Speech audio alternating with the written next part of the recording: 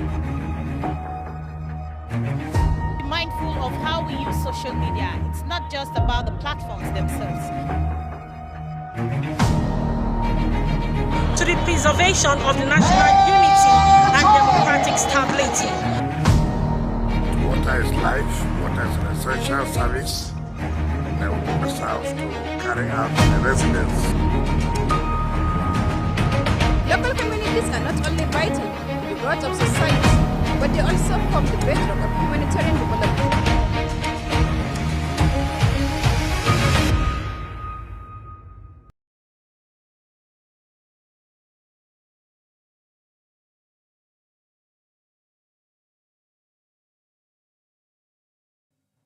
Hello and welcome to The Reporter. The Reporter is a news and current affairs program that goes beyond the headlines, bringing reporters from the field to give first-hand accounts and in-depth analysis of unfolding issues, correspondents' perspectives, and ensuring credible and balanced storytelling. Welcome once again. I am Aniti Patrick. It's good to have you join us today on The Reporter. The Federal High Court in Abuja has sentenced the leader of the indigenous people of Biafra, Nnamdi Kanu, to life imprisonment. In a ruling delivered on Thursday, Presiding Judge Justice James Omotosho convicted Kanu on multiple charges bordering on terrorism and treasonable offenses. Justice Omotosho imposed life sentences on counts 1, 4, 5, and 6. Noting that the court opted for life imprisonment rather than death penalty as prescribed under the relevant provisions of the law. The court also issued a 20-year prison term on count 2 and an additional 5-year sentence on count 7, all of which will run concurrently. The verdict brings a major legal turning point in Kanu's long-running trial, which has drawn national and international attention. Meanwhile, the Department of State Services, DSS, has moved the leader of the proscribed indigenous people of Biafra, IPOB, Nnamdi Kanu, to the Nigerian Custodial Center in Sokoto. This follows his conviction and sentencing for terrorism. Kanu's legal consultant, Alo Ejemako, announced the relocation of Kanu. In his note, he wrote, Mazi Nnamdi Kanu has just been moved from DSS Abuja to the correctional facility in Sokoto, so far away from his lawyers, family, loved ones, and well-wishers.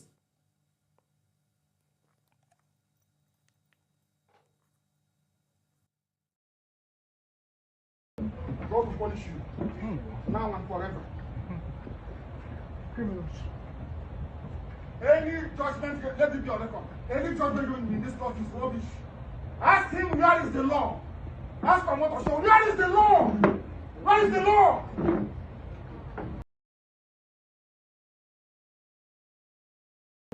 God will punish you now and forever. Criminals. Any judgment, let it be on record. Any judgment in this court is rubbish. Ask him where is the law. Ask him what to show. Where is the law? Where is the law?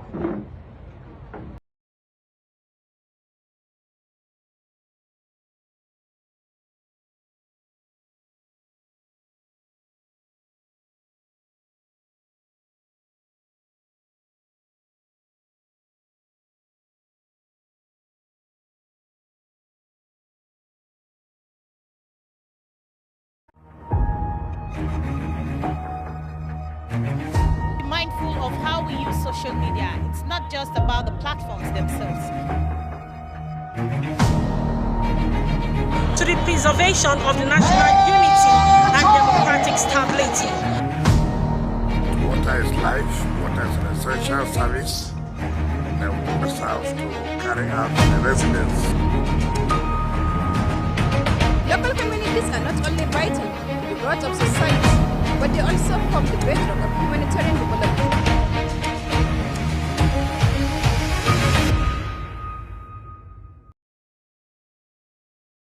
And joining us now is our correspondent, Uyi Agumofepe, to give us more on this report. Hello, Uyi. It's good to have you join us. How are you doing? thank you, Anissa. It's always a pleasure to join you here on the program. Awesome. Well, there's a whole lot that's happened, and you followed this case closely. Let's look at, for our audience to have a better understanding, for those who didn't really follow, who just have little information. What were the key legal arguments? Oh, quite frankly, it's been a long drawn-out legal tussle.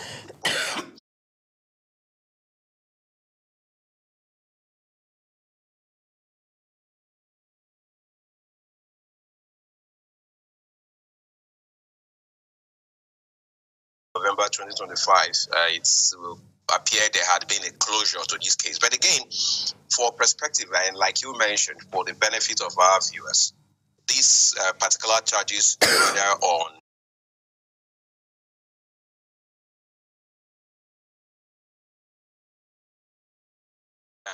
Nigerian laws are very clear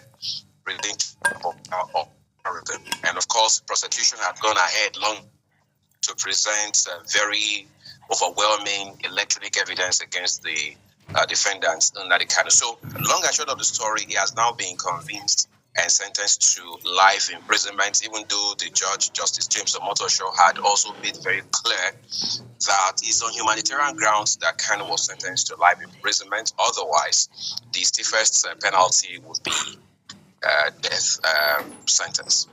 Okay, well, Uyi, thank you so much for that. Let's also look at considerations that led Justice Omotosho to hand Nnamdi Kanu a life sentence instead of the death penalty, and how significant is this ruling within Nigeria's judicial landscape?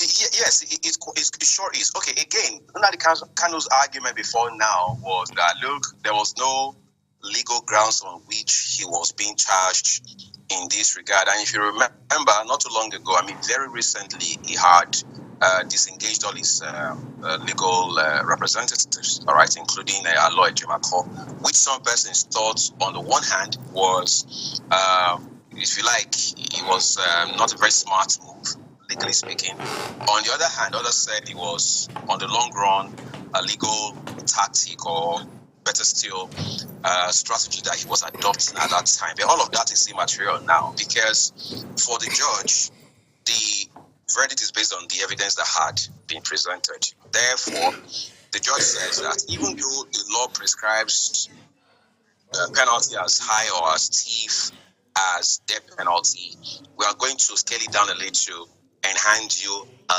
life sentence, which again the judge says is on humanitarian grounds. And for many people, that in itself has a blessing in disguise, which is the possibility that the people behind Kanu, those who have his best interest at heart, those who have been pushing for his release, can go ahead and explore the chance of a political solution. Which All right, Uyi, there's a whole lot has happened with all of this, and we appreciate your contribution. But let's look at, with multiple sentences, including life imprisonment and additional jail. Okay, Uyi, I'm asking right now, with the additional jail terms, what does this verdict mean for the future of Kanu's legal battles? And are there indications of possible appeals or further court actions from his legal team? Of course, as we speak right now, his lawyers, especially Barrister Lawyer Jimako, have made very clear that they are heading straight to the appeal court. Of course, Nigerian laws are clear on this. Kanu has an appeal window, which his lawyers have made substantially clear they are exploiting right now. Besides, there are those, especially elders and the political elite from the southeastern part of Nigeria, who say that there's no better time to explore a political solution than now. But first and foremost, it is the appeal that is being pursued by his legal team. All right. Thank you so much, Uyi, for always being there and giving us the information. Let's see how you keep track with that, and let's see if that, because I saw stories from the other faction, for not what I call a faction on the eastern part, who are his strong supporters, saying all hope is not lost. Hopefully, let's see how this pans out in the coming days. Right. Thank you so much, Uyi. Away from judicial matters, the senator representing Kaduna Central in the 8th Senate, Shehu Sani, has condemned the rising wave of killings across Nigeria and calls for urgent unity and collection action from citizens of all faiths. He made the call at an interfaith summit in Abuja, attended by Christian and Muslim clerics. Our correspondent, Topsy Gimba, reports.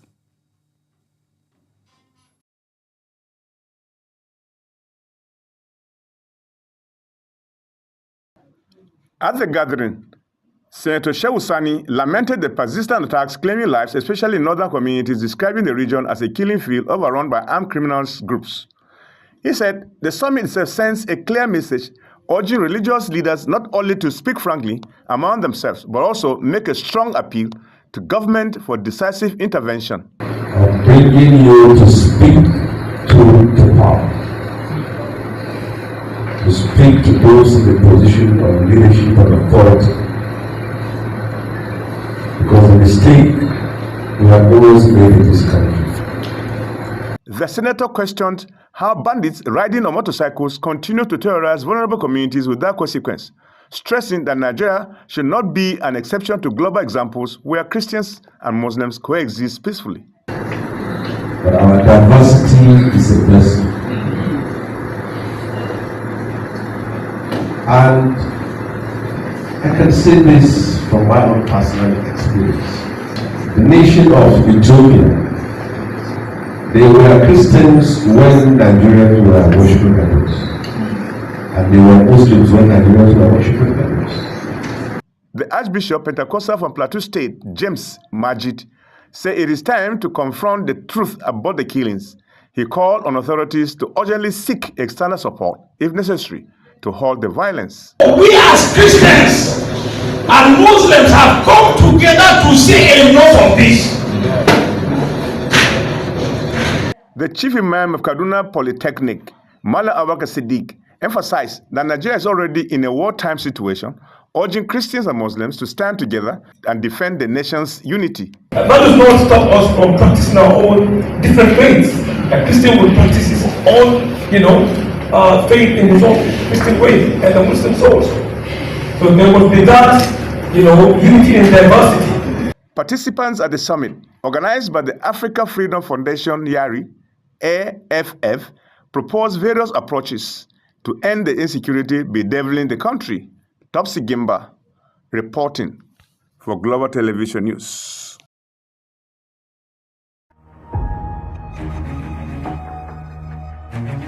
Mindful of how we use social media. It's not just about the platforms themselves. To the preservation of the national unity and democratic stability. Water is life, water is an essential service, and then we must have to carry out the residents. Local communities are not only vital to the growth of society, but they also form the bedrock of humanitarian development.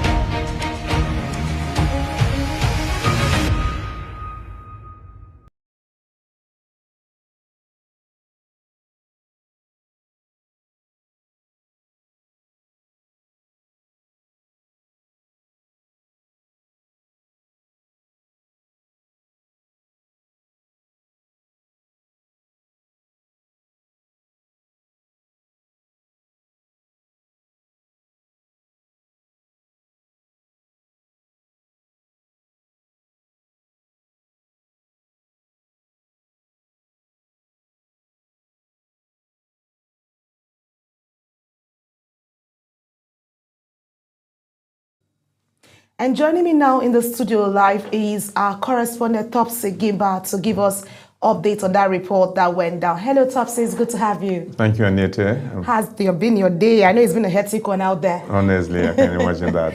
Okay, let's quickly look at this, Topsy. From the mood and the messages at this interfaith summit, how urgent would you say religious leaders believe government action needs to put an end to these killings across Nigeria? Yeah, thank you so much once again. Yeah, I had the opportunity of really being in that particular summit, the interfaith meeting they had with the senator. I think it was organized at the instance of the senator, former Senator Shehu Sani, representing Kaduna Central, who I know him to be an activist. He's a humanist who does not really want to see wrong thing or things done to a human being. Okay. And so I think with what has been going on over time concerning killings, we've been seeing them in Nigeria. with the opportunity being provided for by the President of America, Donald Trump, insisted to come and address some of these problems, particularly tackling insurgency or terrorists. People are scampering from one place to another and trying to find a common solution to that. Okay. Either to be afraid not to allow Donald Trump to use military to come to Nigeria, or to allow us to get the support from America and then solve our problems ourselves. And so he organized this meeting with all the religious leaders, clerics from both Christians and Muslim sides. Okay. And they met. The speeches at least I had today at that particular meeting, I never knew that we say have good people who are committed to seeing Nigeria to really prosper in a way it should be. Many of them actually, particularly the Muslim clerics that appeared, they said they were the ones that really started the problem. Okay. And for them to constantly telling the Christians that they will be attacked, that was why they equally decided to find a solution to the problem by equally approaching Donald Trump. And so it is left for them, I'm talking about the clerics now, yes, to go back to the drawing board and talk to their people, because the messages they were passing is the result that they are getting. Okay. And he said he was not actually deceiving himself simply because he's a Muslim. He had to tell the truth. Oh, great. Well, I like the fact that you heard strong words from both the Christian and the Muslim clerics. But what concrete steps are they collectively pushing for, and how realistic are these measures given the current security situation right now in the country? Because we've seen countries like the US embrace this challenge in Nigeria. And the concern is, if other countries are looking concerned more, what are we doing? Like presently today, you heard the stories. You've seen the stories around making the rounds today. There's a whole lot happening across the states. Yeah. And it's not just limited to a particular region like we thought it was. It is gradually moving into the states. So what concrete solution are they looking for in terms of resolving this issue? Would there be any concrete solution would they be looking for than the way they are? Because I see the government already being overwhelmed in this present situation that we are going through as a country. Okay. The government might not be able to handle it and then get immediate result like the way it is. As even the Donald Trump is talking, and even the government doing as much as it should. The people are all over the country, kidnapping, attacking, and all that. There is a height in that particular kind of scenario we are beginning to see today. So I believe to a very large extent, the government doesn't really know how to go about it. But with the support of the external forces, either by not necessarily sending soldiers, but they can provide tools for the Nigerian government to use. And then sending their own people to teach us how to handle some of these issues that we're facing today in this country. Well, how long do they keep teaching us how to take care of our own issues? That's the question. If you look at the attacks, they're all over the country. If you are trying to mend fence here, you hear the story in the other side, and you are rushing to harm our soldier spirits. Obviously, they are not. This has to do with due intelligence. They are not. So it has a lot of this repercussion that we are likely going to be facing all through in this scenario. Because obviously there's nothing one can really say that's a solution out of it. And the only solution, like the way some of them are really saying, that there is an urgent need for external assistance to come in. I don't know, this external assistance, whether to send forces or either to send tools for Nigeria to use, I wouldn't know. But there must be something to be done. Otherwise, there's no solution that will be said to be seen at the side immediately. Oh, really? Well, we hope that over time, this gets resolved and we see how we can mend fences and get people to feel better, because this is heartbreaking. If you see how people feel bad, losing loved ones, having to stay looking for safety over their heads is not the best way to go about this. Honestly, because things are really getting worse by the day. I must tell you the truth. They themselves, they know that the North is no longer the North they used to now. It has become a theater of war, death upon death, people being killed, buried almost all the time. Not because they fall sick at a point before they could die. You know, that's somebody comes into the house. You see your loved one just die. Killed. And the killing was so gruesome in a manner that you will not want to see. And if you see, you're always going to be in trauma, probably for many, many years. Oh, that's a whole lot of trauma, because when you can't even find your loved one's body to bury. That's it. That's even more worrisome, because when it has to do with parents, children, the separation, just for unknown cause, just taking the life out of one who has vision, who has purpose driven, it's actually a very sad one. Indeed. And we need to find a way. I don't know if it has to do with deliberations, if it has to do with consultation, if it has to do with external forces coming. But But I think it's high time, if you agree with me. I agree with you. For we to put an end to this cleanse. I was watching a video on the socials and I saw where the external forces are looking out for better solution. Mm-hmm. Yesterday, there was this public hearing in the U.S. Congress. Yeah, I watched that. Yeah, you know, you see them asking questions. The question that we're asking, you will not know these people. They have a lot to tell Nigerians what we didn't know happened at a point. And you even saw the woman that the Reverend from Benue, the stood with her, who said at the time they came to Yalwata, where they killed so many, they attacked her family, and she managed to escape and climb a tree with a baby in her hand or whatever. That's really heartbreaking to see. And the younger ones were crying. They then came down and slaughtered them. Oh. That's the situation we are seeing every day in this country. And honestly, until God comes and really provide a solution, I don't really know. But of course, we are passing through a difficult time, and Nigeria has seen the hell out of it. Oh, thank you so much, Topsy. We hope that Nigerians get to find peace in the long run. Don't look at it. We don't restrict it to religious issues, but we nip the bud, you know, and just get the solution out of all of this. Thank you so much, Kimba. Always a pleasure having you. Thank you so much, too. All right, let's move away and take this from our Benue State. Following these issues, Wole Soyinka has criticized U.S. President Donald Trump's recent remarks on Nigeria, describing them as a distortion of the country's security situation. He warned that Trump's comments could inflame religious tensions and fail to reflect the true nature of the conflict. Global Television's Benue State correspondent Felicity Ndere reports that the Nobel laureate spoke during a courtesy visit to Governor Hyacinth Alia at the government house in Makurdi.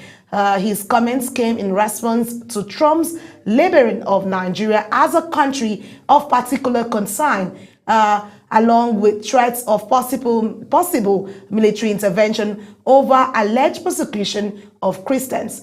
Governor Hyacinth Alia rejected Trump's allegations, insisting that insecurity affects Nigerians across all faiths. He emphasized the need for a deeper, more nuanced understanding of the country's complex security landscape.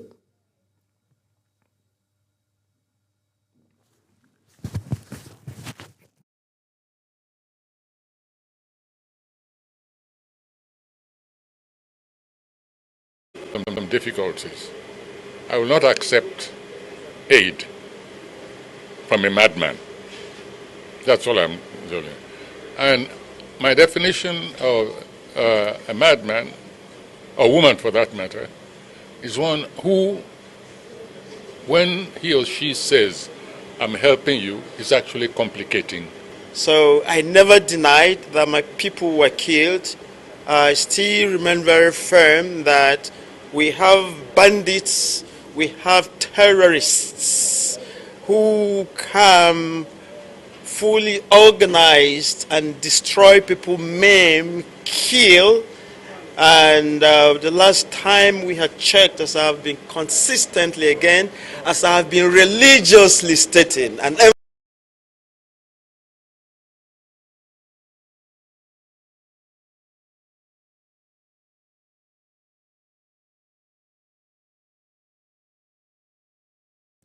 And joining us now is our Benue State's correspondent, Felicity Ndere, to give us more on this. Felicity, it's good to have you. How have you been? Good evening, Anette. All right, let's look at this. Felicity, what more can you tell us about Wole Soyinka's concerns that that President Donald Trump's remark could heighten religious tensions in Nigeria? Okay, his visit to the governor is to as well encourage him and tell the people of the state to be calm. As well, you will see the report where he was saying that even if you're sick, you don't seek help from a madman. You don't seek help from somebody that that does not have your interest at heart. So what he expects that the nation or the state should be is to be calm. And if the president is coming to help Nigeria, you don't reject aid, from anybody, cultural or whatever reason, you don't reject any particular aid. But when somebody does not have your interest at heart, he says it's coming to come and use military force on you as if it's coming for war, and that the person does not have your interest at heart. Oh, really? Okay, so Governor Hyacinth Alia defending the states. This is he was speaking on the country against what he describes as misinterpretation of Nigeria's security challenges. In your own word, from being on ground, how would you coin this for Nigerians to understand, especially those in Benue State, looking at the fact that they've had issue of banditry affecting the state? The governor has from day one made it clear that the state is attacked, that Benue State is one among the states in Middle Belt that have been affected on the issue of insecurity. But so far, he tried to defend his statement that it is not genocidal. He tried to clarify the difference between the genocide and banditry and terrorists, which he said that's the issue in Benue State, the issue of terrorists, the issue of banditry and land grabbing. All right. Thank you so much, Felicity, for bringing us up to speed on that. Please keep tabs and let's see how this can be resolved across the state, because we've seen insecurity issues passing from state to state and is a little bit of a concern to everybody in Nigeria across the nation. Thank you very much, Anyete. All right, so let's that's the much we can take on this episode of The Reporter. We hope you had an amazing time with us. Thank you for being on with us and staying glued to your screen. We say a very big thank you. Don't forget that The Reporter comes your way every hour at this time and every time. A quick reminder that Global Television is on DSTV channel 365 and on Star Times channel 276. To stay connected, kindly follow us across all our social media platforms using @Global TV NG. Until the next time, I am Anieti Patrick. Have a lovely day ahead of you. Be mindful of how we use social media. It's not just about the platforms themselves. To the preservation of the national unity and democratic stability. Water is life, water is an essential service, and we must have to carry out the residents. Local communities are not only vital to the growth of society, but they also form the bedrock of humanitarian development.